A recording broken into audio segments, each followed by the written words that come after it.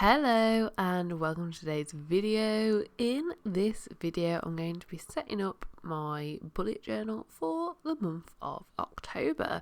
There isn't much of a plan for this one except for pumpkins and orange and autumnal things, as you can see by all of the stuff that's set up around the bullet journal. So yeah, we're just going to kind of vibe with it and go with it. I've also got 4 pens picked out. So 2 of these are just black pigment liners. So these are just in different sizes. And then I've also got 2 Crayola Super Tips out. These are just in the 2 orange colours.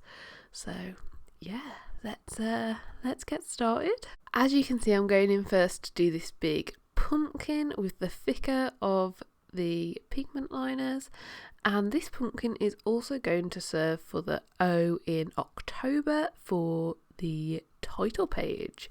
I thought this would just be a really cute idea and also gets that theme going.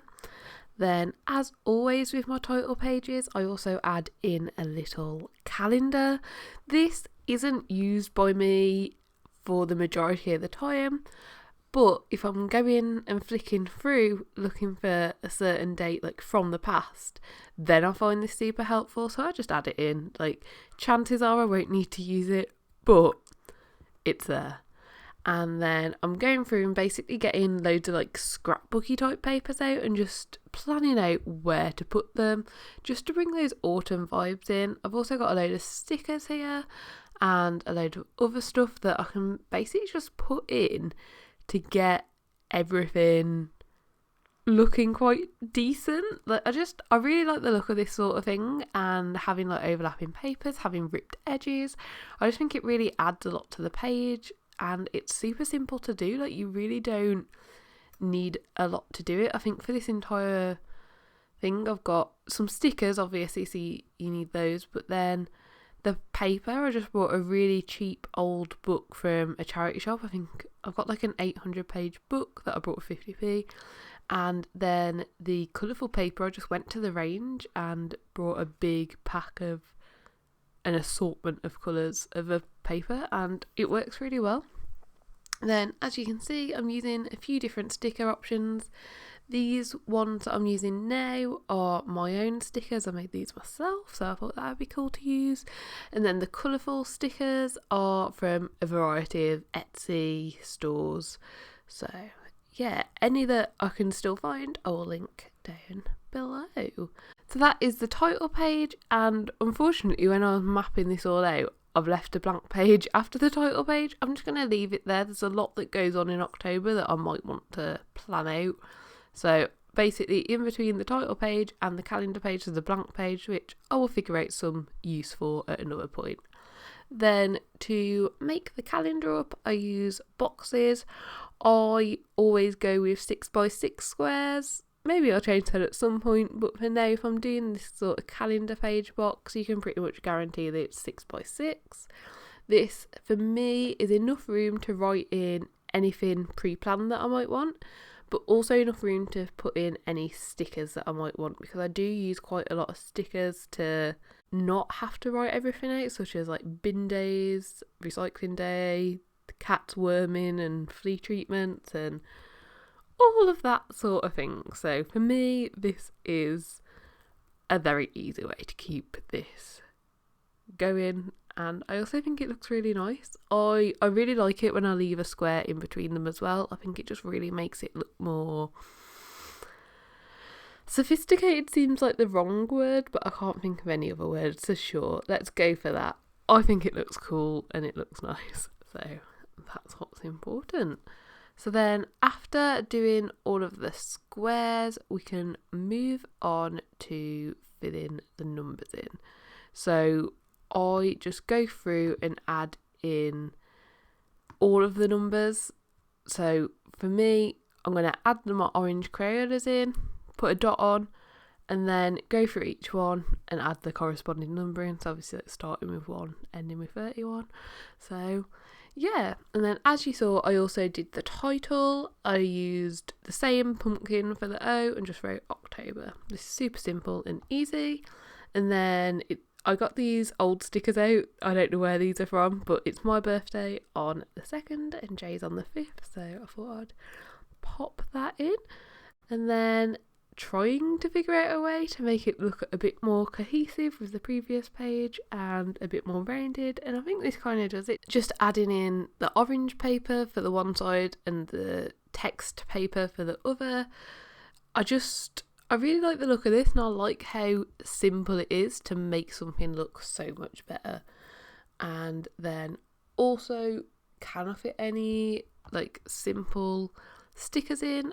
So I'm just basically testing out any stickers that I own. Is there anywhere they would fit in to make it more like spooky vibes? And I'm really happy with how this turns out in the end. I didn't use that many stickers, but I used a few. You know, you got the spooky ones, you got pumpkins, autumnal, and I'm really happy with it. It looks good. And obviously adding Halloween in. So moving on to the next page, I'm doing these pages different this month.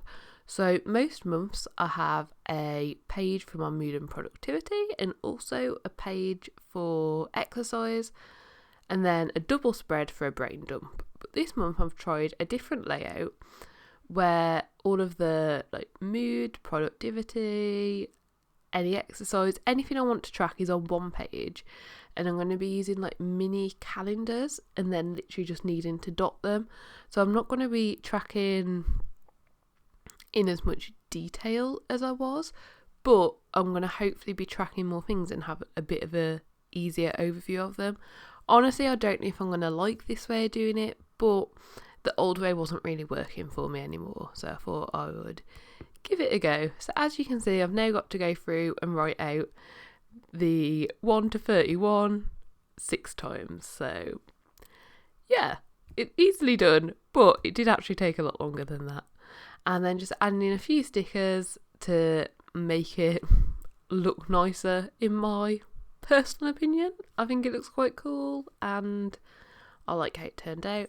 And then on the other page, just writing brain dump. This is a page I use for absolutely everything and anything.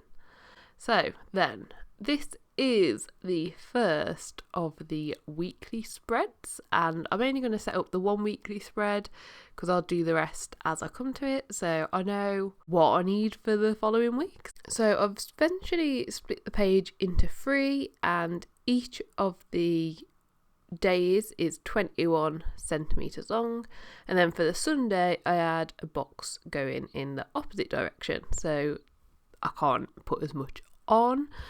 I am trying to leave my Sundays completely free at the moment, and if I give myself less room to write, if I do try and plan stuff for myself, I can't plan as much.